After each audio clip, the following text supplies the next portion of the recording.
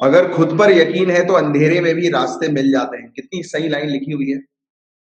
सोचो ही मत यार कि आपका बैकग्राउंड कैसा है, बेस कैसा है, कितनी आपने पास्ट में पढ़ाई करी है, इसके बारे में सोचना ही नहीं है।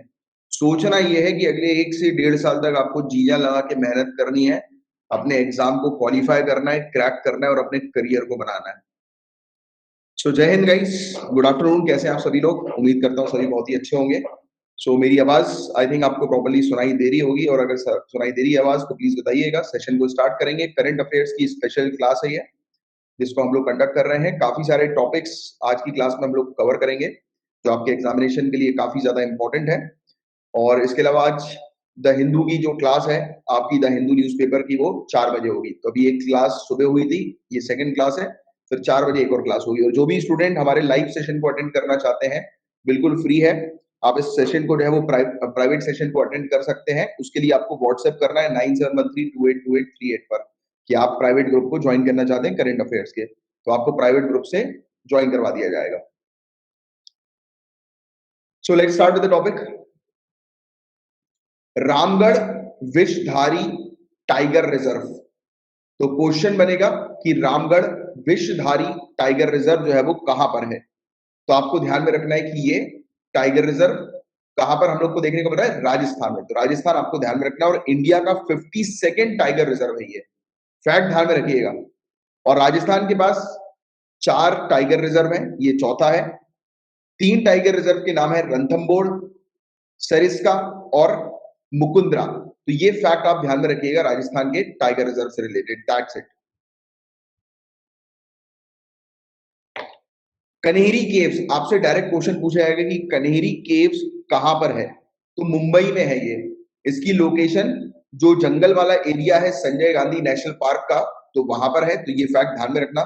दो चीजें आपको बता दी, संजय गांधी नेशनल पार्क कहां पर, मुंबई, और कन्हेरी केव्स कहां पर, मुंबई। ठीक है, तो ये फैक्ट ध्यान में रखना। ये जो गुफाएं जो बनाई गई हैं, ये सेकंड से लेकर 9th सेंचुरी के समय की गुफाएं हैं।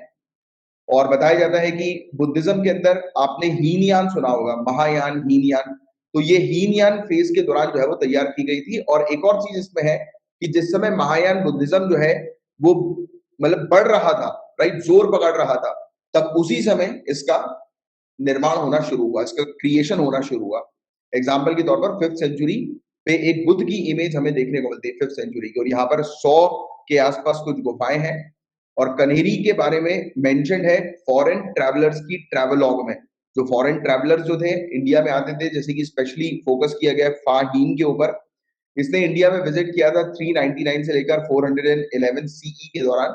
और इसी की जो किताब थी उसमें, यानी कि ट्रैवलॉग जो था, उसमें लिखा था कन्हेरी के बारे में, कन्हेरी गुफा के बारे में। ये टॉपिक न्यूज में क्यों आया है, तो बताया जाता है कि काफी सारी एमिनिटीज जो है उसका उद्घाटन किया गया, मतलब सुविधाओं वगैरह का जो है वो उद्घाटन किया गया, अलग अलग प्रकार की सुविधाएं कन्हेरी केव्स के आसपास, राइट, टूरिस्ट के लिए। और ये बुद्ध पूर्णिमा के ओकेशन के दिन किया गया। तो ये कुछ फैक्ट्स आपको कन्हेरी केव से रिलेटेड ध्यान में रखने हैं।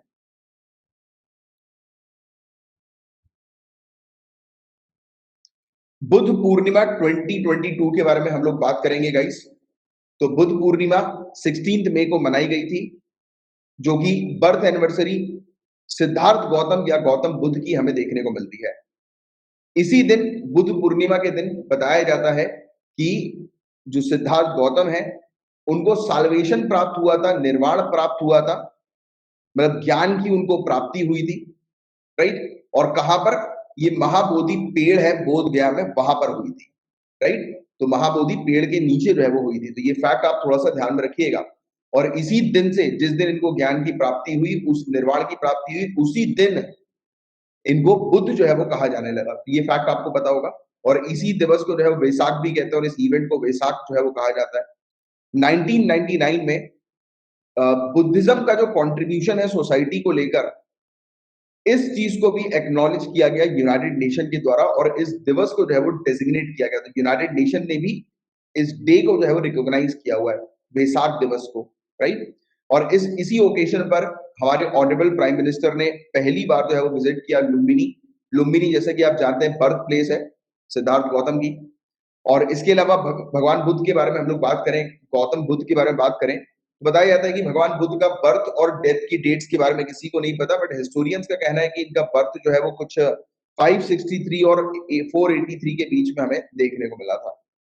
और इवन वैदिक लिटरेचर के अकॉर्डिंग ये बताया जाता है कि भगवान विष्णु के ये 9वें अवतार हैं और इनका जन्म सिद्धार्थ गौतम के नाम से हुआ था लुम्बिनी में। और ये किस वंश से बिलोंग करते हैं, किस क्लैन से बिलोंग करते हैं, तो शाक्य। तो आपको शाक्य जो है वो ध्यान में रखना है, राइट? क्या ध्यान में रखना है?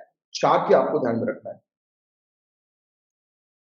और प्लेसेस जो है जो एसोसिएटेड हम लोग को देखने को मिलती है भगवान बुद्ध से, तो कौन सी जगह है? तो भगवान बुद्ध को ज्ञान की प्राप्ति कहां पर हुई थी? पीपल के पेड़ के नीचे बोध गया में, बोधि पेड़ भी जिसको हम लोग कहते हैं। भगवान बुद्ध ने अपना पहला सरमन जो है वो कहां पर दिया था? भगवान बुद्ध ने जो है वो अपना पहला उपदेश कहां पर दिया था? तो उत्तर प्रदेश में वाराणसी के नजदीक सारनाथ पे दिया था। और इस इवेंट को धर्म चक्र परिवर्तन कहते हैं। धर्म चक्र परिवर्तन इस घटना को कहा जाता है। और इनकी डेथ 80 साल की उम्र में हुई थी 483 बीसीई के दौरान। और कहां पर? उत्तर प्रदेश के कुशीनगर में जो है वो हुई थी। और इस इवेंट को महापरिनिर्वाण या फिर महापरिनिर्वाण के नाम से भी जाना। बुद्धिज्म के कौन से स्कूल्स हैं तो आप ध्यान में रखना, जैसे जैन स्कूल है, एक वज्रयान है। एक क्वेश्चन बनता है कि बुद्धिज्म के अंदर तांत्रिक बुद्धिज्म जो है वो किस स्कूल से एसोसिएटेड है, तो वज्रयान थोड़ा सा ध्यान रखना। एक हम लोग को थेरवाड़ देखने को मिलता है, एक हीनयान है और एक महायान है। महायान यानी कि मूर्ति पूजा। ठीक है, तो ये फैक्ट थोड़े से आप ध्यान में रखिएगा, काफी इंपॉर्टेंट फैक्ट्स है। बुद्धिज्म जैनिज्म जैसे टॉपिक्स जो होते हैं ना वो एग्जामिनेशन में पूछे जाते हैं।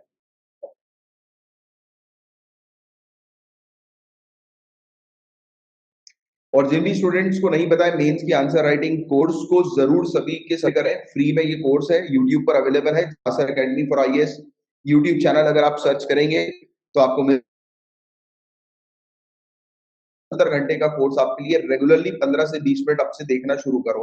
एक आप रेगुलर जो है वो देखना शुरू करो और जैसे ही वो फिनिश कर लो आप तो मुझे रिपोर्ट कर देना कि सर ये पूरा कोर्स हमने फिनिश कर लिया, राइट? आपको अकाउंटेबल बनाओ, मुझे रिपोर्ट करो। आप जो भी चीज पढ़ते आ रहे हो रिपोर्ट करो, व्हाट्सएप करो कि मैंने ये कर लिया। आप या फिर मुझे नहीं कर रहे हो, कोई ना कोई आपके पास ऐसा होना चाहिए जिसको आप रिपोर्ट दें कि यार मैंने आज ये चीज जो है वो कवर कर ली। तो उससे क्या रहता है, उससे एक अकाउंटेबिलिटी बनती है।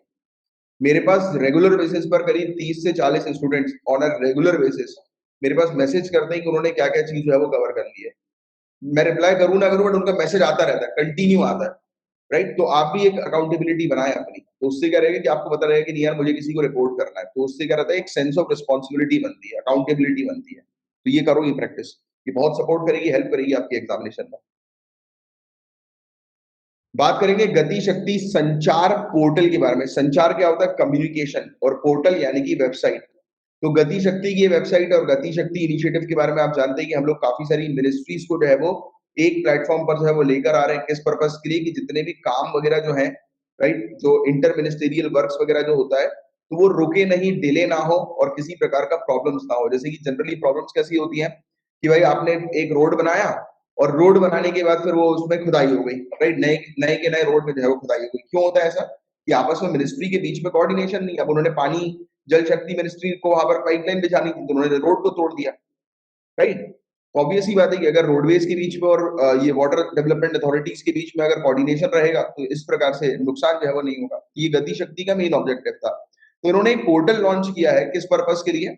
इसी पर्पस के लिए कि आपस में मिनिस्ट्री जो है वो कम्युनिकेट कर सके, राइट? तो ये एक चीज है, प्रधानमंत्री गति शक्ति नेशनल मास्टर प्लान का ये हिस्सा है। पोर्टल कुछ विजनरी एरियाज को ध्यान में रखते हुए किया गया है, specially national broadband mission. National broadband mission के माध्यम से सभी सिटीजन को जो है वो ब्रॉडबैंड इंफ्रास्ट्रक्चर प्रोवाइड कराने के ऑब्जेक्टिव से ये लाया गया है, राइट? बस इतनी सी चीज आपको ध्यान में रखनी है। पहले इंडियन ऑनरेबल प्रेसिडेंट जिन्होंने विजिट किया है जमाइका पे, तो जमाइका की लोकेशन जो है वो आप लोग को बहुत अच्छे से जो है वो पहली बात तो पता होनी चाहिए। तो जाओ अपने वर्ल्ड मैप के पास और जमाइका बताओ मुझे कि कहां पर है। जमाइका की लोकेशन बताइए कि कहां पर है, ये ढूंढिए जमाइका को अपने वर्ल्ड मैप पे जाकर। जमाइका कहां पर जो है वो आपको नजर आ रहा है, जाइए खड़े होइए और मार्क करिए, सर्कल जो है मार्क करिए। मैंने आपको हमेशा बोला है कि आपकी दीवार पर दो मैप होनी चाहिए, एक वर्ल्ड मैप होना चाहिए और एक इंडिया का मैप होना चाहिए। तो चलिए आइए हम चलते हैं इंडिया से, किसकी तरफ? हम चलते हैं इंडिया से। एक काम करो, आप ले लो चाइना की तरफ वाला जो है वो टर्न ले लो, मतलब कि इंडिया से जो है आप किस तरफ जाओ, ईस्ट की तरफ जाओ, तो आपको म्यांमार दिखाई दे रहा होगा, राइट, आपको थाईलैंड जो है वो दिखाई दे रहा होगा, चाइना दिखाई दे रहा है, राइट, फिर फिलीपीन सी आ गई, ईस्ट चाइना सी, साउथ चाइना सी, ये काफी इंपॉर्टेंट सी है। फिर देखो नॉर्थ पैसिफिक ओशियन जो है वो आपको दिख रहा होगा। फिर आप देख लो अमेरिका की तरफ देखो, यूनाइटेड स्टेट्स की तरफ देखो, उसके नीचे मैक्सिको आपको दिखाई दे रहा है, कैरिबियन ग्रुप ऑफ आइलैंड आपको दिखाई दे रहे हैं, गल्फ ऑफ मैक्सिको भी आपको दिखाई दे रहा होगा। तो आप कैरिबियन सी पर देखें तो आपको जो है वो नजर आएगा एक आइलैंड जो कि है जमाइका, राइट, जमाइका आइलैंड जो है वो आपको नजर आ रहा होगा, राइट। तो ये है जमाइका। आई थिंक कि आपने आपको इसकी लोकेशन मिल गई होगी, नहीं मिली है तो बस अमेरिका के नीचे देखो, कैरिबियन सी के बीच में आपको जमाइका मिल जाएगा, राइट। तो हमने करी ये मैप की प्रैक्टिस, और मैप की प्रैक्टिस आप अपने वर्ल्ड मैप के साथ ही करेंगे सभी लोग, राइट। वर्ल्ड मैप बिल्कुल अपने दीवार में वर्ल्ड मैप, उसके पास बार बार जाओ, कोई ऑनलाइन चेक नहीं करेगा, कोई जो जैसे कि गूगल मैप्स वगैरह पे नहीं देखेगा, आपको तुरंत जो है वो वर्ल्ड मैप के पास जाना है और वहां पर चीजों को देखना है। तो उससे क्या रहेगा कि आपके मैप की इमेज जो है वो आपके ब्रेन पे बनेगी, और ये आपको बहुत हेल्प करेगा आपके एग्जामिनेशन में। तो जैसा बोलते रहो वैसा किया करो। सो कैरिबियन सी पर सिचुएटेड ये आइलैंड कंट्री हम लोग को देखने को मिलती है, पहले इंडियन ऑनरेबल प्रेसिडेंट जिन्होंने जमाइका पे विजिट किया अभी, राइट। और हिस्टोरिक विजिट है ये जमाइका की, और यहाँ पर उद्घाटन किया गया एक स्ट्रीट का, एक रोड का उद्घाटन किया गया जो कि डॉक्टर बाबा साहेब अम्बेडकर के नाम पर है, और एक गार्डन भी जो है जो डेडिकेट कर रहा है इंडिया जमाइका फ्रेंडशिप को। तो बस ये फैक्ट छोटा सा आपको ध्यान में रखना है, राइट।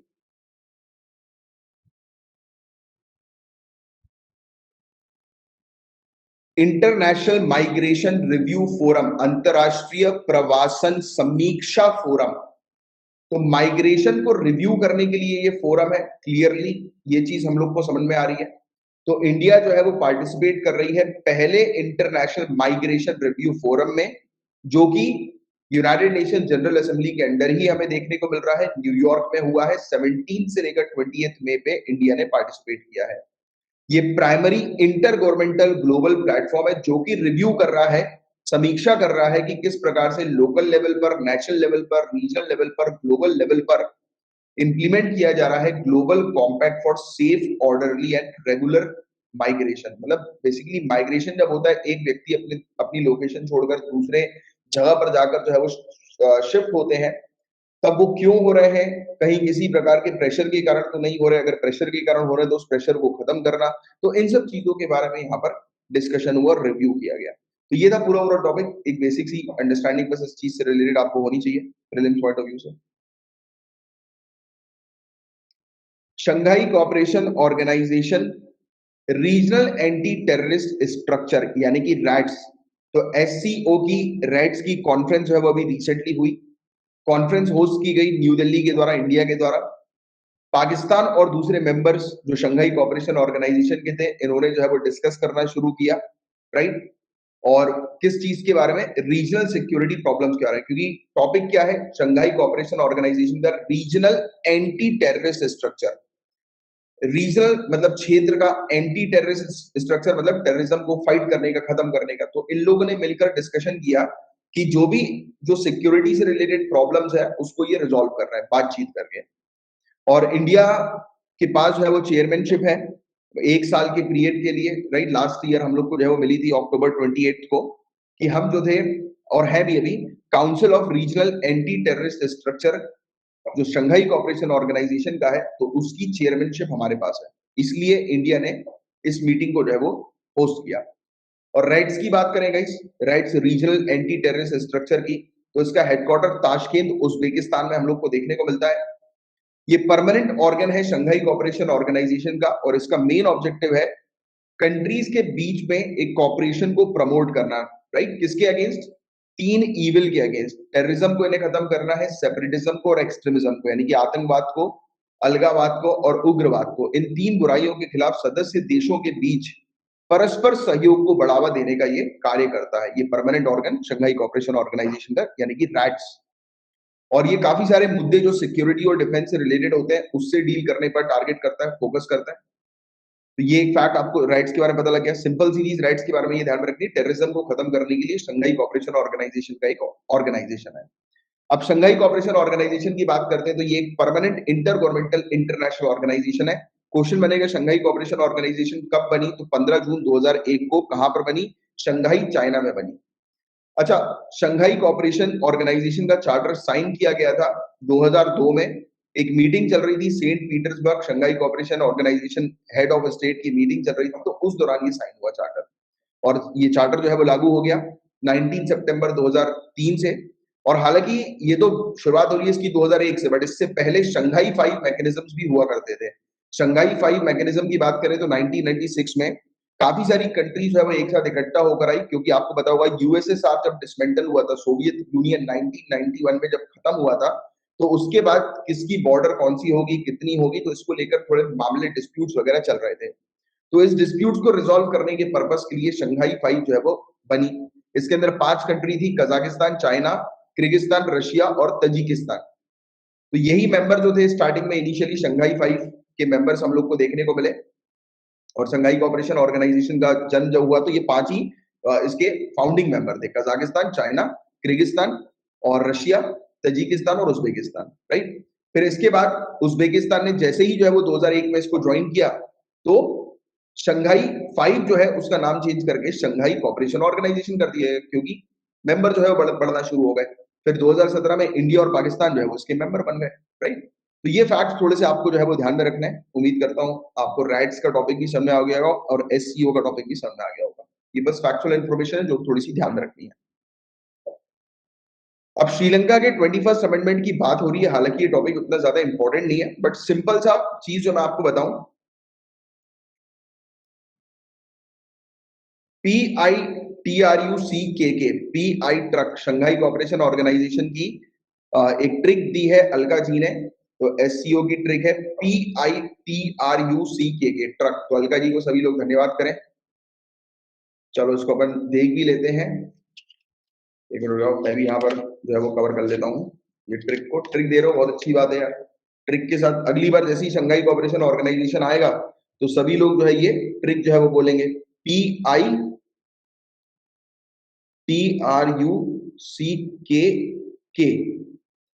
तो इसमें P यानी कि पाकिस्तान, I यानी कि इंडिया, T यानी कि तजिकिस्तान, R यानी कि रशिया, U यानी कि उज्बेकिस्तान, C यानी कि चाइना, K यानी कि कजाकिस्तान और K यानी कि Kyrgyzstan, right. Very good, very nice.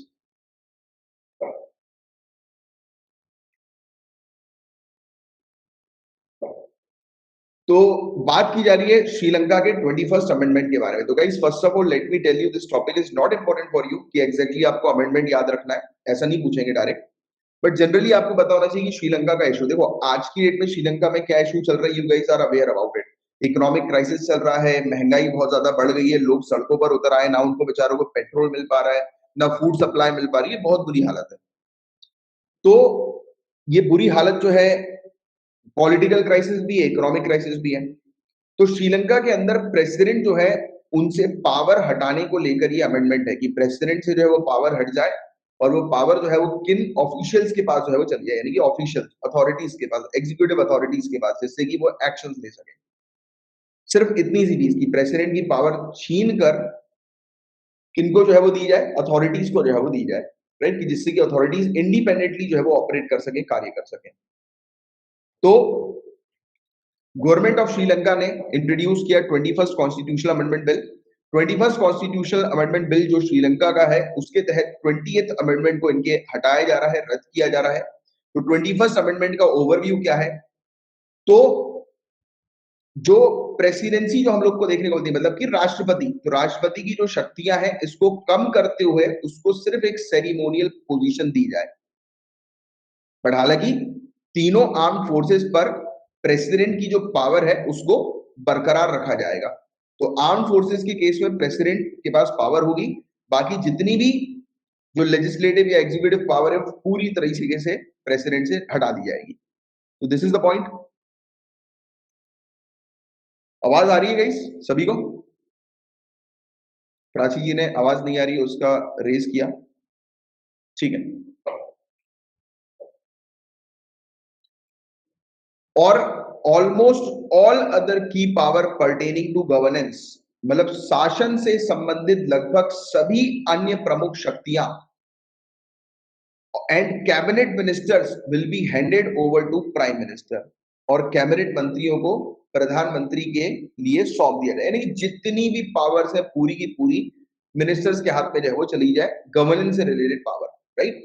तो ये एक चीज हमें देखने को मिली। इन्होंने बोला कि पावर जो है वो ट्रांसफर कर दो, इवन जैसे कि प्रेसिडेंट जो कॉन्स्टिट्यूशनल मतलब काउंसिल की पोस्ट को जो अपॉइंट करते हैं, या फिर आप कह सकते हैं कि कॉन्स्टिट्यूशनल पोस्ट को जो अपॉइंट करते हैं तो उसको ट्रांसफर कर दो आप कॉन्स्टिट्यूशनल काउंसिल के पास, मतलब सिंपल शब्दों में पार्लियामेंट कह लो आप या लेजिस्लेचर कह लो, वो ज्यादा बेटर रहेगा कि लेजिस्लेचर के पास जो है वो पावर ट्रांसफर कर दी जाए, लेजिस्लेटिव अथॉरिटीज के पास ट्रांसफर कर दी जाए पावर इंपॉर्टेंट अपॉइंटमेंट से रिलेटेड।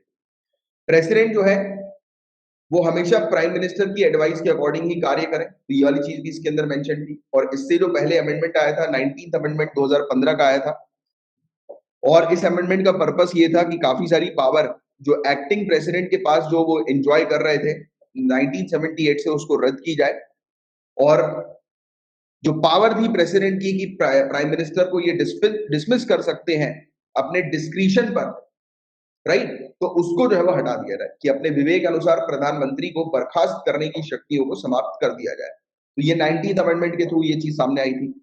और प्रेसिडेंट की पावर जो थी कैबिनेट को डिसमिस करने की, उसको भी जो है वो रेस्ट्रिक्ट कर दी, कैबिनेट मिनिस्टर को डिसमिस करने की। कैबिनेट मिनिस्टर जो है वो तभी डिसमिस जो है वो किए जा सकते हैं ओनली इफ प्रेसिडेंट अगर डेथ के माध्यम से, रेजिग्नेशन के माध्यम से, या किसी भी तरीके से अगर वो अपनी ऑफिस को अगर छोड़ देते हैं तो कैबिनेट मिनिस्टर ऑटोमेटिकली खत्म हो जाएंगे, कैबिनेट डिसमिस हो जाएगी। अगर पार्लियामेंट रिजेक्ट कर देती है गवर्नमेंट पॉलिसी या बजट के स्टेटमेंट को, तब कैबिनेट हट जाएगी, यानी कि वहां की सरकार गिर जाएगी। और अगर पार्लियामेंट एक वोट ऑफ नो कॉन्फिडेंस अगर पास कर देती है सरकार के अगेंस्ट, तब भी सरकार वहां की गिर जाएगी। तो सिर्फ कुछ इतने ही पॉइंट्स हैं जिसके माध्यम से कैबिनेट मिनिस्टर्स जो है वो डिसमिस हो सकते हैं। फिर 20वां अमेंडमेंट 2020 में लाया गया, जिसके तहत एग्जीक्यूटिव पावर प्रेसिडेंट की बढ़ा दी गई।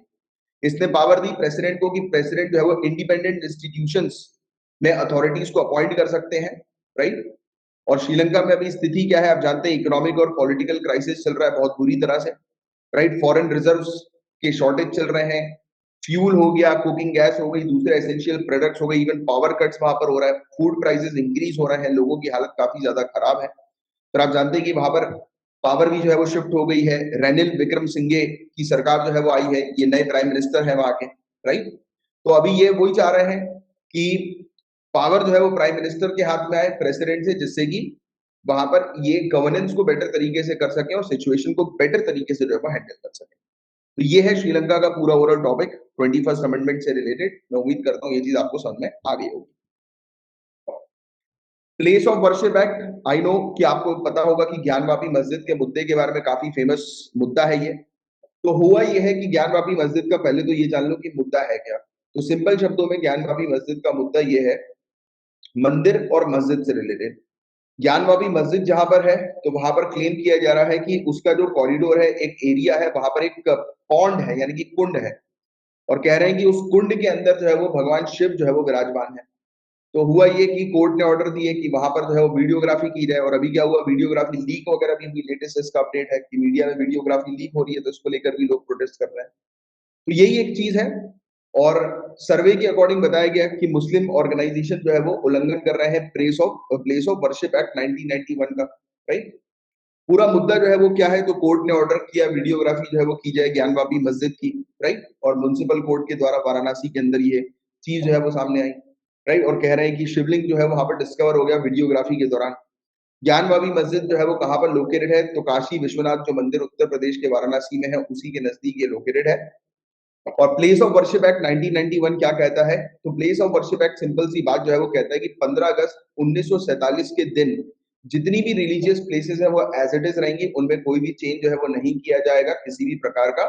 इसके अंदर सिर्फ एक एग्जेम्पशन है, और एग्जेम्पशन जो है वो कौन सा हम लोग को देखने को मिलता है, ये राम जन्मभूमि बाबरी मस्जिद जो अयोध्या में है, सिर्फ उसमें ये कानून एप्लीकेबल नहीं होगा, बाकी दूसरी जितनी भी प्लेसेस है सब में ये कानून एप्लीकेबल होगा। और क्रिटिसिज्म यही आ रहा है कि जब ऑलरेडी कानून है तो फिर क्यों आप जो है वो इस प्रकार से मतलब चेंजेस करने के लिए सुनवाई जो है वो की जा रही है। चेंजेस ना किए जाए, जो प्लेस जैसी है वैसी की वैसी जो है वो रखी जाए।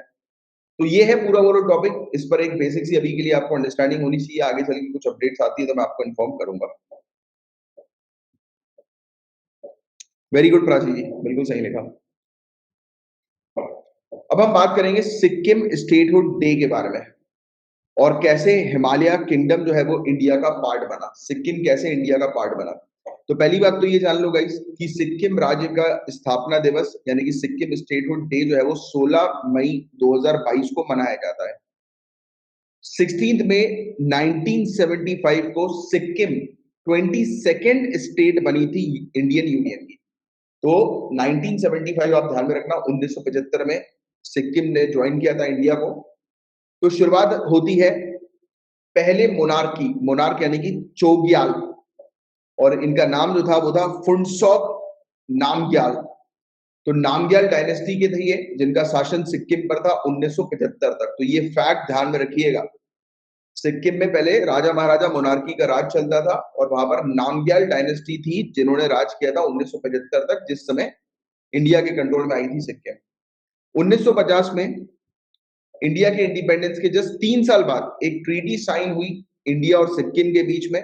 इस एग्रीमेंट के तहत सिक्किम जो है उसका स्टेटस जो है वो प्रोटेक्टोरेट स्टेटस होगा, यानी कि संरक्षित राज्य का स्टेटस होगा। संरक्षित मतलब कौन संरक्षण कर रहा है? ब्रिटिशर, कि उसको ब्रिटिश सरकार जो है वो संरक्षण दे रही थी पहले से ही। तो जब जैसे ही अब इंडियन यूनियन जो है वो आई, इंडिया का कंट्रोल जो है वो आया पूरी तरह से इंडियन अथॉरिटीज के पास, ब्रिटिशर को जैसे ही हमने भगाया तो उसके बाद ब्रिटिशर्स की पॉलिसी आप जानते हैं कि वो एज इट इज एप्लीकेबल होगी। तो ब्रिटिशर्स जो है वो इस क्षेत्र को, सिक्किम क्षेत्र को जो है वो क्या करते थे? प्रोटेक्ट करके रखते थे। तो सेम पॉलिसी हमने भी इस क्षेत्र को लेकर जो है वो अपनाई एक ट्रीटी के माध्यम से। फिर सितंबर 1974 में चोग्याल जो है उन्होंने एक रेफरेंडम रखा। रेफरेंडम यानी कि जनमत संग्रह। इस संग्रह के तहत क्या होता है कि जनता से पूछा जाता है कि आपको क्या करना है, आप क्या चाहते हो।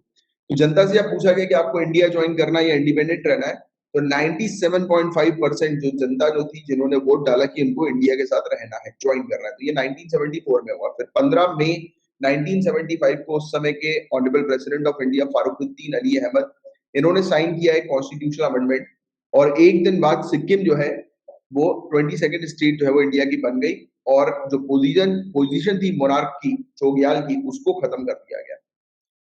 और एक कुछ फैक्ट मैं आपको बताता हूँ, एंग्लो नेपालीज वॉर या फिर गोरखा वॉर जो हुआ था 1814 से 1816 के बीच में, तो सिक्किम ने जो है वो फ्रेंडशिप करी ईस्ट इंडिया कंपनी के साथ इस वॉर के दौरान, और जैसी कंपनी जीतती है तो सिक्किम के जो हारे हुए जो क्षेत्र थे नेपाल टेरिटरी के पास जो थे, वो पूरे के पूरे क्षेत्र सिक्किम को वापस मिल गए, राइट, 1780s के दौरान।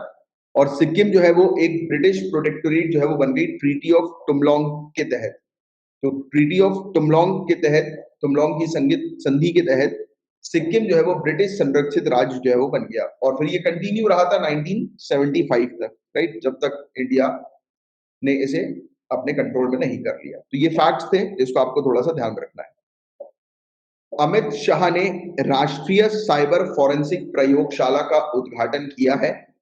हमारे ऑनरेबल होम मिनिस्टर के द्वारा ये उद्घाटन किया गया लेबोरेटरी में, सेंट्रल फॉरेंसिक साइंस लेबोरेटरी का। ये जो नेशनल साइबर फॉरेंसिक लेबोरेटरी जो है ये मेनली किस चीज पर काम करेगी? साइबर क्राइम के केसेस जो हमारी कंट्री में होते हैं उसका समाधान जो है वो तेजी से लाने पर काम करेगी। तो ये फैक्ट थोड़े से आप ध्यान में रखिएगा। क्रिप्टो करेंसी टेरा लूना ये ड्रॉप हुई है बुरी तरह से, और लोगों की हालत जो है वो खराब हुई है, लोगों का बहुत नुकसान हुआ है। लूना एक सिस्टर क्रिप्टो करेंसी है स्टेबल कॉइन टेरा की। स्टेबल कॉइन क्या होते हैं गाइस? तो इन कॉइन्स की जो वैल्यू होती है ये गवर्नमेंट बैक्ड करेंसी के ऊपर आधारित होती है, यानी कि अगर यूएस डॉलर जो है वो बढ़ेगा तो ये बढ़ेगी, घटेगा तो घटेगी। गोल्ड के प्राइसेस या सिल्वर प्राइसेस, मतलब ऐसी कमोडिटी के साथ इन कॉइन्स को जो है वो लिंक कर दिया जाता है, तो ये स्टेबल कॉइन होते हैं। अब टेथर जो है इसकी अगर हम लोग बात करें तो यूनाइटेड स्टेट्स कॉइन की, और टेथर की बात करें तो ये दो लीडिंग हम लोग को स्टेबल कॉइन देखने को मिलते हैं। और सडनली अभी लूना के प्राइस में जैसे ही ड्रॉप हुआ तो क्रिप्टो करेंसी मार्केट में एक शॉक वेव आ गई, शॉक आ गया। एक्सपर्ट ने कंपेयर करना शुरू किया क्रिप्टो मार्केट का ये डिजास्टर है 2008 के फाइनेंशियल क्राइसिस के बाद। तो ये फैक्ट बस आप थोड़े से ध्यान रखिएगा। बहुत ज्यादा गर्मी के कारण हिमाचल प्रदेश के जंगल में आग लगी है और अब तक 600 बार लग चुकी है आग। फॉरेस्ट फायर उत्तराखंड और हिमाचल प्रदेश में हमें देखने को मिल रहा है, बहुत बुरी स्थिति है। अप्रैल में हिमाचल प्रदेश के अंदर 750 फॉरेस्ट फायर रिपोर्ट की गई थी और उत्तराखंड के अंदर 1500 से भी ज्यादा फॉरेस्ट फायर रिपोर्ट की गई थी। और उत्तराखंड और हिमाचल प्रदेश में क्यों इतनी ज्यादा फॉरेस्ट फायर होती है? तो except for period of precipitation, यानी कि वर्षा के समय को छोड़कर मॉनसून और विंटर में फॉरेस्ट के अंदर वाइल्ड फायर होती है। समर के सीजन पर फॉरेस्ट फायर जो है वो फ्रीक्वेंटली होती है लो और मिडिल हिल्स ऑफ स्टेट में, जहां पर फॉरेस्ट जो चीर पाइन के हम लोग को देखने को मिलते हैं वो कॉमन है। पोस्ट मॉनसून सीजन में और मॉनसून के बाद विंटर्स के समय पर फॉरेस्ट फायर रिपोर्ट की जाती है हायर एरियाज में, इंक्लूडिंग जैसे शिमला के पार्ट्स हो गए, कुल्लू के हो गए, चंबा हो गए, कंगरा हो गए, मंडी डिस्ट्रिक्ट हो गई, तो यहाँ पर आग लगती है। और हिमाचल प्रदेश उत्तराखंड के अलावा आसाम, मध्य प्रदेश, महाराष्ट्र, त्रिपुरा, मिजोरम, ओडिशा, यहाँ पर भी फ्रीक्वेंट फॉरेस्ट फायर हर साल होती है। नेचुरल कॉजेज जो फॉरेस्ट फायर के हैं वो है लाइटनिंग और रबिंग ऑफ ड्राई बैम्बूज, जैसे बिजली का चमकना या आपस में जो ड्राई बैम्बूज होते हैं ना, सूखे बांस वगैरह जो होते हैं, लकड़ियां वगैरह होती है, आपस में एक दूसरे से टकराती है तो स्पार्किंग होती है। और स्पार्किंग एक बार हुई तो ऑब्वियस बात है कि हल्की सी चिंगारी जो है पूरे जंगल को जला देती है। वही वाली बात है यहाँ पर। फिर ह्यूमन मेड इश्यूज भी हैं, जैसे कि लोग बाग जो है वो खाना पकाते हैं, बाहर आउटिंग करने जाते हैं, बट खाना पकाने के बाद जो आखिरी में हल्का सा जो बच नहीं जाता, ये हम लोग को देखने को मिलता है। खाना आपने पकाया, बुझा भी दिया, बट वो राख के अंदर हल्की हल्की चीज जो नजर आती है, लाल लाल टाइप के, हल्के हल्के वो जलता रहता है, मतलब उसको फूंक मारते हैं तो आग दिखने लगती है, राइट? तो वो लोग बाग जो है वो छोड़ देते हैं। वो एक चीज हम लोग को देखने को मिलती है। और कई बार लोग बाग स्टबल क्लियर करने के लिए फील्ड को जला देते हैं, और एक बार फील्ड जली तो आपस में दूसरी जितने भी ड्राई एरिया सबके सब जलने लगेंगे, तो ये भी एक चीज हम लोग को देखने को मिलती है। जैसे ड्राई पेड़ है, उससे ड्राई लकड़ी, सॉरी ड्राई पत्ती जैसे ही गिरती है तो वो आपस में घसीटते हैं और स्पार्क क्रिएट करते हैं, और इसके कारण भी हो जाता है। इसके अलावा और भी दूसरे कॉजेज, जैसे कि सॉइल मॉइस्चर की कमी, मिट्टी में नमी की कमी, रेनफॉल की कमी, वर्षा की कमी, नेचुरल कॉजेज जैसे कि लाइटनिंग हो गया, हाई एटमॉस्फेरिक टेम्परेचर हो गया, लो ह्यूमिडिटी हो गई, राइट? सो क्या करें फॉरेस्ट फायर को कंट्रोल करने के लिए, प्रिवेंट करने के लिए? तो कुछ चीजें की जा सकती है, जैसे कि फोरकास्टिंग फायर प्रोन डेज, कि हम लोग जो है वो मौसम संबंधी आंकड़ों का उपयोग करते हुए आग प्रवण यानी कि फायर प्रोन डेज जो है इसका पूर्वानुमान लगाएं, कि हम डेटा के माध्यम से, मेट्रोलॉजिकल डेटा के माध्यम से ये चीज फाइंड आउट करें कि कब कब आग लगती है। और कैंपिंग साइट्स जो है, जहां पर भी कैंप वगैरह किया जाता है, तो वहां पे रिमूव किया जाए, उस क्षेत्र को जो है वो क्लियर किया जाए। और easily burning of dry litre on the forest floor, forest के फ्लोर पर ही जो है वो करो, ड्राई लिटर जो है उसको वो करो, मतलब जैसे ये होता है ना कि सूखी पत्ती वगैरह हो गई, कचरा हो गया कटाई के समय पर, इसमें फील्ड वगैरह में, तो उसको जो है वो वहीं के वहीं आप जो है वो अगर बर्न कर रहे हो तो उसको इजी तरीके से अर्ली बर्न जो है वो किया जाए, तो ये फैक्ट यहाँ पर बताया जा रहा है। और growing strip of fire Hardy plants species with in the forest, तो मतलब कुछ ऐसे प्लांट्स जो है वो लगा दो जिन प्लांट्स पे जो है वो आग नहीं लगती हो, राइट? तो ये फैक्ट जो है वो यहाँ पर बताया जा रहा है। Creating fire lines in the forest are some of the methods to prevent fire, fire line जो है वो क्रिएट करो, राइट? ऐसे एरिया को क्रिएट करो कि आग जो है वो फैले ना, बीच बीच में ऐसे गैप्स जो है वो छोड़ दिया जाए, राइट? और एफर्ट्स जो है वो क्या लगाए जा रहे हैं फॉरेस्ट को प्रोटेक्ट करने के लिए? तो 2004 से FSI forest survey of India, इसने डेवलप किया है फॉरेस्ट फायर अलर्ट सिस्टम को, फॉरेस्ट फायर को रियल टाइम में मॉनिटर करने के लिए, और रियल टाइम इंफॉर्मेशन जो है वो आइडेंटिफाइड फायर हॉटस्पॉट से जो है वो ली जाती है, जो कि गैदर की जाती है मोडी सेंसर के थ्रू, राइट? 1 by 1 किलोमीटर के ग्रिड है, रेडियस में, ग्रिड ही बोलोगे, रेडियस में। और इसके अलावा electrically transmitted to forest survey of India, तो फॉरेस्ट सर्वे ऑफ इंडिया को ये इंफॉर्मेशन जो है वो तुरंत बताई जाती है। और बताया जा रहा है कि 2019 में इस नासा और इसरो ने भी इस इंफॉर्मेशन का जो है वो यूज करना शुरू किया, कलेक्ट करना शुरू किया सैटेलाइट्स के माध्यम से। और national action plan on forest fire की बात करें तो ये लॉन्च हुई थी 2018 में, फॉरेस्ट फायर को मिनिमाइज करने के लिए इंफॉर्मेशन के थ्रू, राइट? एम्पावर किया जा रहा था फॉरेस्ट ऑफिशियल्स को, कम्युनिटीज को, राइट? बताया जा रहा था कि कैसे जो है उनको ऑपरेट करना चाहिए, क्योंकि क्लाइमेट चेंज का सिनेरियो हम लोग को देखने को मिल रहा है, तो उस दौरान कैसे ही ऑपरेट करें।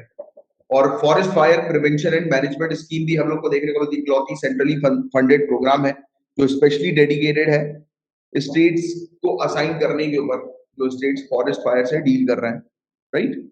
एंडोसल्फान पीड़ितों को मुआवजा ना देने पर केरल सरकार पर भड़का सुप्रीम कोर्ट। केरल सरकार के ऊपर भड़क गई है सुप्रीम कोर्ट, क्योंकि उन्होंने जो एंडोसल्फान पेस्टिसाइड से मतलब एक्सपोजर के कारण जो लोगों को परेशानियां हुई हैं, तो उनको अभी तक रिलीफ जो है वो केरल सरकार ने नहीं प्रोवाइड किया। और केरल सरकार ने रिलीफ उन्हीं को दिया है जिन लोगों ने कंप्लेन करी थी। तो 2017 का जजमेंट था कोर्ट का, कहा गया था कि जो भी विक्टिम है 3 महीने के अंदर अंदर उनको 5 लाख रुपए दिए गए। देखो एंडोसल्फान जो है वो कुछ नहीं है, सिंपल सी चीज आपको ध्यान रखनी है, ये एक बैंड पेस्टिसाइड्स है जिसका हजार्डस इफेक्ट होता है ह्यूमन जेनेटिक और एंडोक्राइन सिस्टम में, राइट। तो ये फैक्ट ध्यान रखना, ये एक बैंड पेस्टिसाइड है, ये एक बैंड कीटनाशक है, राइट। अब जिन लोगों को ये दिया गया था, राइट, अब उनमें जो प्रॉब्लम्स आई, जो उन्होंने प्रॉब्लम फेस करी, तो उसके लिए अब मुआवजा जो है वो उनको मिलेगा, राइट। और केंद्र सरकार उनको मुआवजा नहीं प्रोवाइड कर रही है, और ये एनवायरमेंट में नेचुरली नहीं होता है।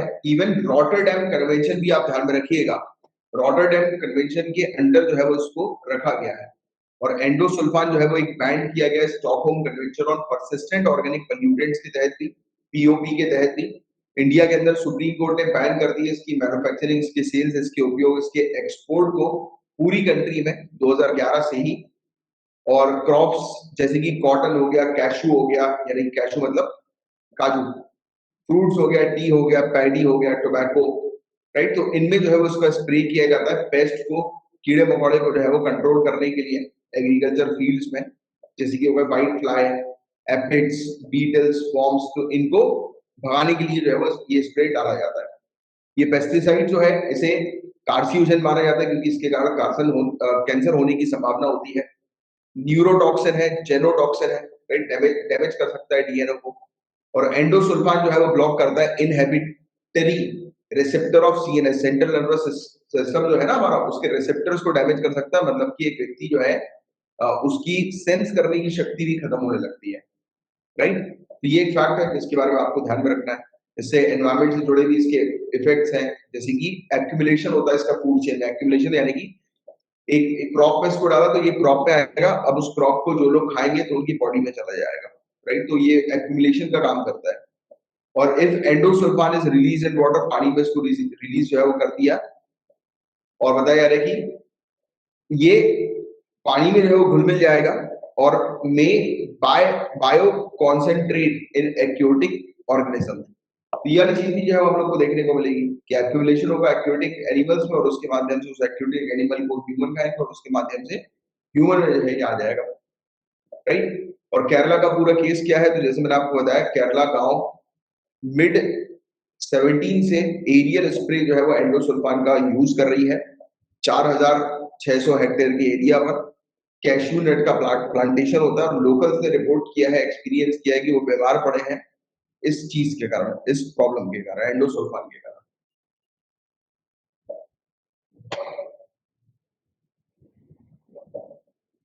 गाइस एक रॉकेट बूस्टर का सक्सेसफुल टेस्ट जो है वो किया है इसरो ने, जिसका नाम है HS-200, और ये भारत के गगनयान मिशन में काफी मदद करेगा। तो human rated solid rocket booster HS-200 ये इसका फुल फॉर्म है। गगनयान प्रोग्राम के लिए ये लाया गया है और इसको रिसेंटली कंप्लीट किया गया है इंडियन स्पेस रिसर्च ऑर्गेनाइजेशन यानी कि इसरो के द्वारा।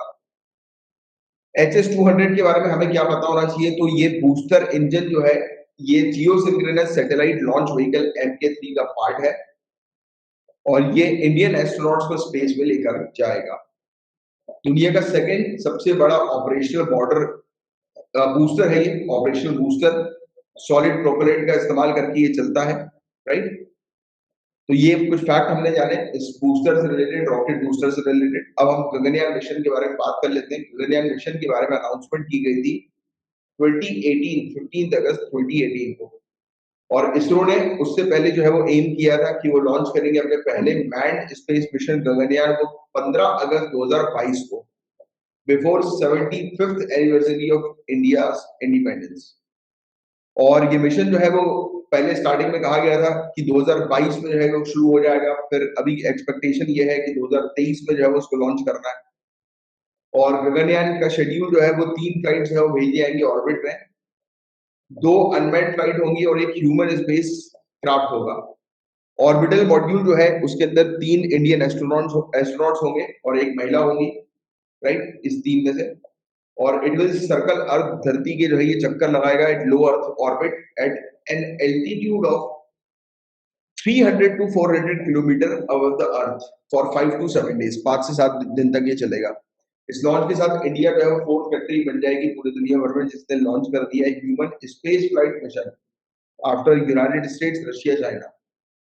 ऑब्जेक्टिव जो है वो गगनयान प्रोग्राम का यही है कि निर्धारित करना कि अगर हम ह्यूमंस को जो है वो अर्थ के ऑर्बिट में भेजते हैं तो क्या एक्सपीरियंस रहेगा और हम भेज कर जब वापस लेकर आते हैं ह्यूमंस को, तो ये स्पेस टूरिज्म में जो है वो काफी ज्यादा मदद करेगा, हेल्प करेगा।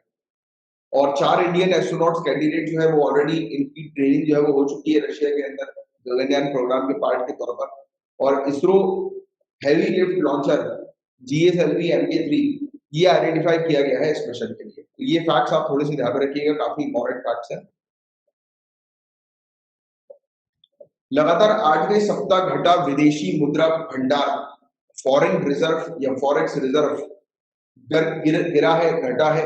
6 महीने में हुई 28 अरब डॉलर से ज्यादा की कीमत। इंडिया का फॉरेक्स रिजर्व जो है वो ड्रॉप हो गया है, 600 बिलियन यूएस डॉलर के नीचे गया है, राइट। 3 सितंबर 2021 से 45 बिलियन यूएस डॉलर जो है वो ड्रॉप हो गया, राइट। ये एक चीज है। और रीजन जो है वो इंडिया के फॉरेक्स रिजर्व का ड्रॉप होने के पीछे क्या है, तो फॉल इन डॉलर वैल्यू जो है वो गिर गई, राइट। और appreciation of US dollar, the demand for dollar मतलब डिमांड जो है डॉलर के लिए remain high as Russia Ukraine war led to a spike in oil and commodity price. तो रशिया और यूक्रेन वॉर के कारण ऑयल और कमोडिटी के जो प्राइसेस हैं वो राइज हुए और राइज होने के कारण ये हमें देखने को मिला कि यूनाइटेड स्टेट्स के अंदर जो मतलब जो क्या हुआ कि सप्लाई सप्लाई चेन जो है वो डिसरप्ट हुआ। तो ये चीज जो है वो आप जानते हैं क्योंकि ये दोनों जो इशू है यूक्रेन और रशिया वॉर के कारण, इसमें यूनाइटेड स्टेट्स भी इन्वॉल्व हो गए। जब यूनाइटेड स्टेट्स इन्वॉल्व हुई तो व्हाट हैपेंड, उन्होंने अपने एलाइज क्रिएट करना शुरू हुए और काफी सारी कंट्रीज ने इस क्षेत्र को जो है बॉयकॉट कर दिया। तो ये वाली चीज भी ध्यान रखें, इसमें हालांकि यूनाइटेड स्टेट्स की पिक्चर नजर नहीं आती है, बट आपको जो है वो इंक्लूड करना है, आपको यूनाइटेड स्टेट्स को रखते हुए चीजों को देखना है, बिकॉज ट्रेड के मामले में यूनाइटेड स्टेट्स एक इंपॉर्टेंट पार्टनर है। You guys know about it, right. तो उसी कारण डॉलर की डिमांड जो है वो हाई होगी, that's why this particular issue. फिर capital outflow by foreign portfolio investor, तो फॉरेन पोर्टफोलियो इन्वेस्टर का कैपिटल आउटफ्लो हम लोग को देखने वाला, फॉरेन पोर्टफोलियो इन्वेस्टर ने पैसा जो है वो निकाल लिया अपना, राइट। तो ये भी एक इशू है। और गोल्ड के जो प्राइस है उनमें भी डिक्लाइन हम लोग को देखने को मिला, राइट, उसमें भी गिरावट हम लोग को देखने को मिली। तो रुपी को जो है उसने कैसे अफेक्ट किया, तो ऑब्वियसली बात है कि यार डॉलर की प्राइस जो है वो हाई होगी तो रुपी तो अफेक्ट हो गई होगा, दूसरी करेंसी उसके अपोजिट में जो है वो अफेक्ट तो होगी ही। पहले आप जैसे लेट्स से कि $1 में दो, मतलब $1 मान लेते हैं हम लोग 10 रुपए का, ठीक है, $1 मान लो सिर्फ एग्जाम्पल के तौर पर समझने के लिए, $1 जो है वो 10 रुपए का है। और आप पहले $1 में 2 एप्पल खरीदते थे, मतलब 10 रुपए में 2 एप्पल खरीदते थे। अब आज की रेट में अगर आपको $1 15 रुपए का मिलेगा तो आप 2 एप्पल कितने में खरीदेंगे, 10 में या 15 में? ऑब्वियसली बात है 15 में, क्योंकि आप अभी डॉलर्स पे डील कर रहे हैं, राइट। तो अगर इन केस डॉलर के प्राइस है वो गिरते हैं या यहाँ पर इंस्टेबिलिटी जो है बनती है, तो पूरे के पूरे हम लोग को देखने को मिलेगा कि मार्केट जो है वो क्रैश होने की कगार में जो है वो आ जाता है। ये सब पॉइंट्स आपको थोड़े से यहाँ पर ध्यान में रखने वाले हैं, राइट। तो ये चीज है। और अगर आरबीआई प्रायोरिटाइज नहीं करती है फॉरेन एक्सचेंज के अमाउंट को मेंटेन करना, राइट, तो रुपी जो है वो डेप्रिशिएट हो जाएगा, तो रुपया जो है वो नीचे गिरेगा। तो ये फैक्ट आपको थोड़े से ध्यान रखना है। तो ये था लास्ट टॉपिक, बट अभी किसी को कहीं जाना नहीं है, कुछ क्वेश्चन आंसर जो है वो हम लोग करेंगे, राइट। बट उससे पहले हमारा कोर्स है 13 जून से पहली क्लास अवेलेबल है। सभी लोग क्लास जो है वो रेगुलर बेसिस पर अटेंड करो, क्लास के अलावा आपको कुछ और करने की जरूरत नहीं है क्योंकि सब चीज क्लास के दौरान आपकी करवा दी जाएगी। क्लास ज्वाइन करने के लिए 9713282838 इस नंबर पर व्हाट्सएप करिएगा, तो आपको पूरी इंफॉर्मेशन क्लास से रिलेटेड मिल जाएगी। चलिए बताइए क्वेश्चंस के आंसर।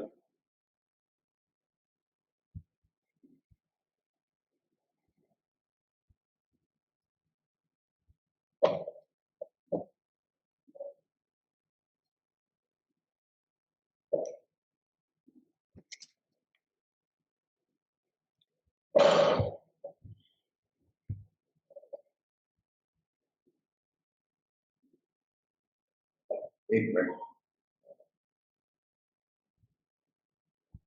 हाँ,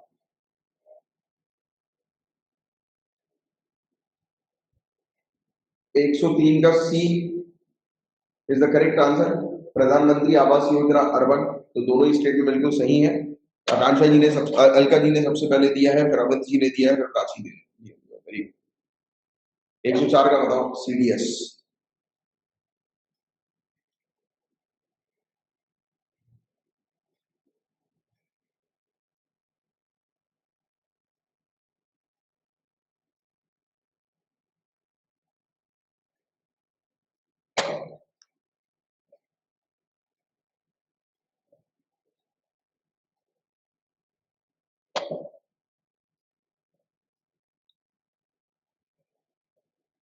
सीडीएस 5 स्टार ऑफिसर है या 4 स्टार ऑफिसर है?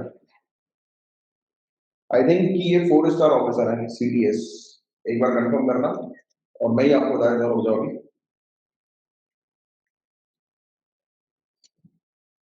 सीडीएस विकिपीडिया के according is a military head and shoulder flashes shoulder rank badge of a 4 star officer.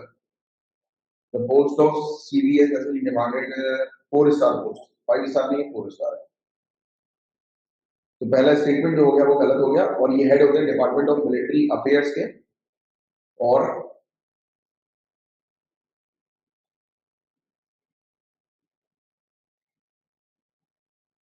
B is the correct answer, D. तो बी जो है वो करेक्ट जो है वो किसने दिया है? 104 का आई थिंक नित्या जी ने सबसे पहले दिया था, बट क्वेश्चन नंबर लिखा नहीं है। और उसके बाद फिर किसने दिया है? आकांक्षा मिश्रा जी ने दिया है। Very good. एक मिनट रुकना, मैं करेक्शन जो हो गई इनको।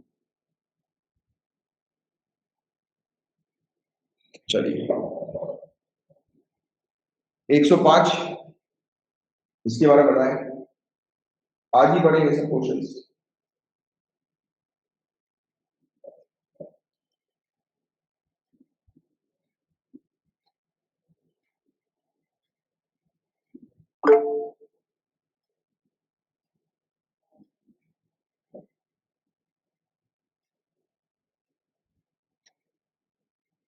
सी क्यों लिख रहे हो? रावी नदी तो हमें एलोकेट की गई है ना। रावी नदी तो हमें एलोकेट की गई, पाकिस्तान को थोड़ी ना की गई है। तो इसका करेक्ट आंसर विल बी ए। इसीलिए तो हम इस नदी के उच्च पर जो है वो हम वो कर रहे हैं, कंस्ट्रक्शन जो है वो कर रहे हैं।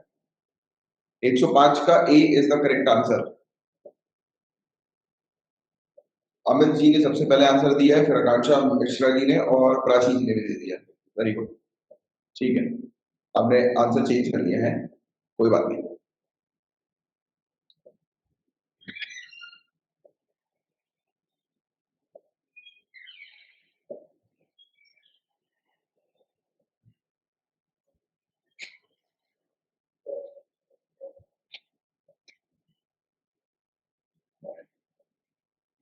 106 का सी करेक्ट आंसर है, प्राची जी ने करेक्ट दिया, फिर ज्योति जी ने, फिर अलका जी ने। Very good. 107 का बताओ।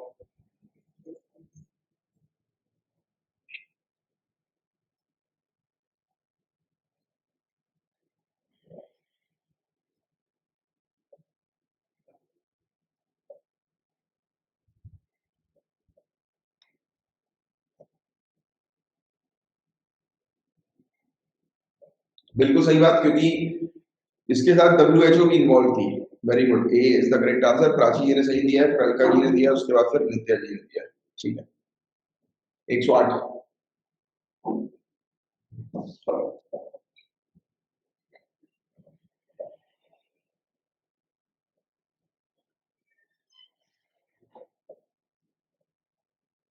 सी करेक्ट है, नित्या जी ने दिया, फिर आकांक्षा जी ने दिया, उसके बाद फिर अलका जी ने दिया। Very good. अरे हम लोग एक चीज और कर सकते हैं इसमें, हम लोग पोल भी कर सकते हैं। रुक जाओ, आपके पास जैसे क्वेश्चन में लेकर आऊंगा स्क्रीन पे, स्क्रीन तो आपको दिख ही रही है ना?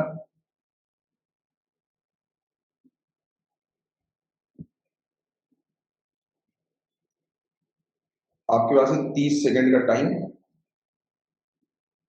चलो, तो इससे पता लग जाएगा कि कौन जल्दी कर रहा है।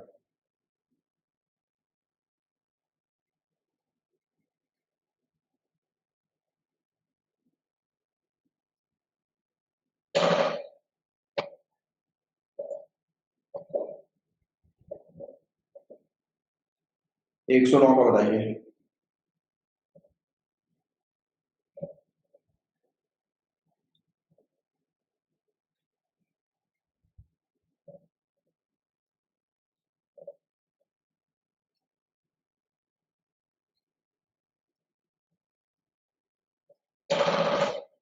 देखो B is the correct answer, और बी करेक्ट आंसर जो है वो दिया है अमित कुमार जी ने सबसे पहले, फिर ज्योति जी ने, फिर नित्या जी ने दिया है। Very nice. आपके पास स्क्रीन पे दिख रहा है डेटा?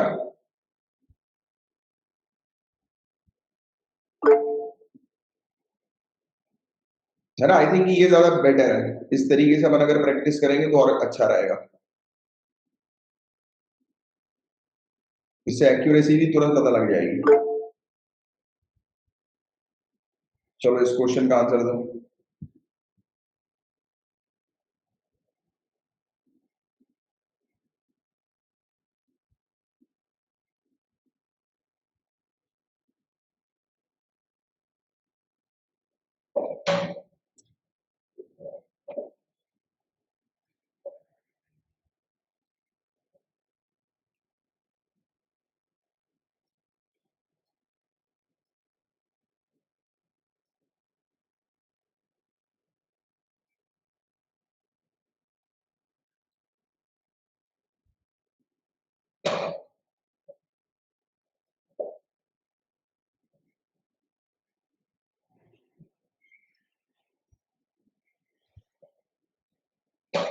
बहुत बढ़िया, अलका जी ने सबसे पहले दिया, उसके बाद फिर आकांक्षा जी ने, फिर प्राची जी ने।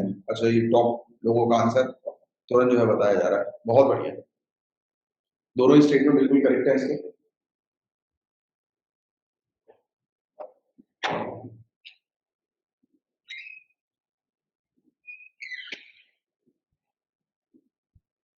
क्वेश्चन का आंसर।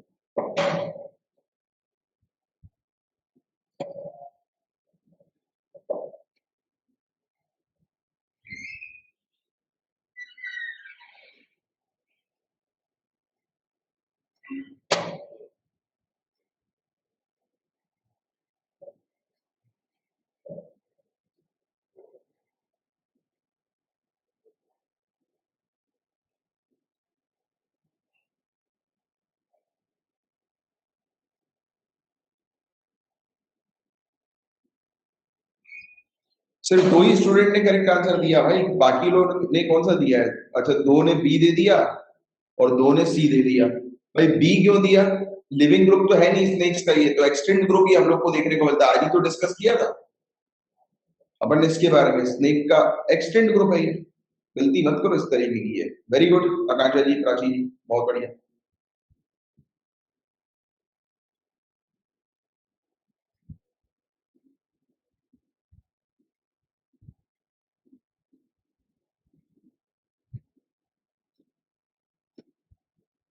चलो ये वाला क्वेश्चन का आंसर दो।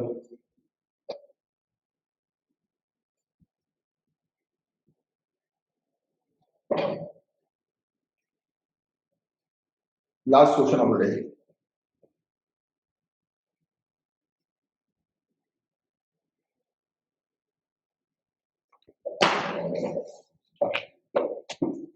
आई थिंक इस तरीके से पोल में मजा आ रहा होगा, है?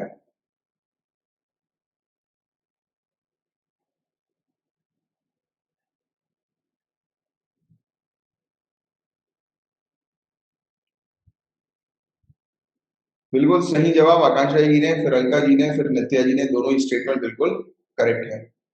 ज्योति जी आंसर क्यों नहीं कर रहे हो आप? आंसर दो भाई।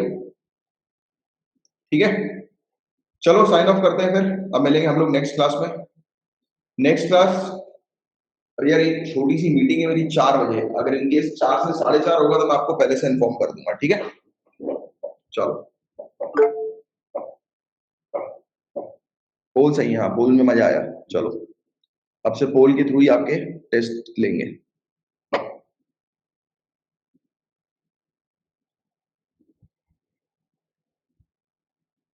हाँ नित्या जी बताओ।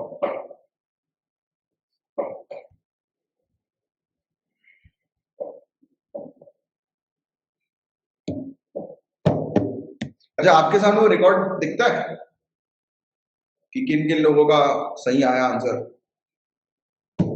चलो वेरी गुड।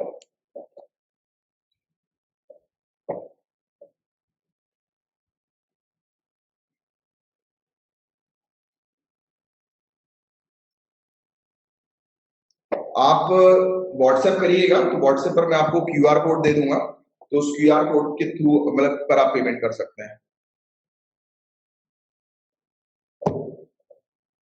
ठीक है, ऑलराइट। चलो गाइस, जय हिंद। अब मैं आपको नेक्स्ट क्लास की इंफॉर्मेशन थोड़ी देर में मतलब 4 से 4:30 होगा, अगर होगा तो मैक्सिमम, उससे लेट नहीं होगा।